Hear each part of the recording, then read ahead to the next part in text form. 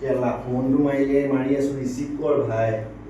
non stop phone মাৰি আছো non stop কেলা এই কেলা ফোন কেলা সাইলেন্ট কেলা দিছো নন স্টপ ফোন মাৰি আছো কেলা ৰিচিভ কৰ ভাই ভাই পাঁচটা মিস কল কি সাথিয়াই আছিলি নেকি এই বহুত টেনশন আছে ভাই নকৰি কি টেনচন আছে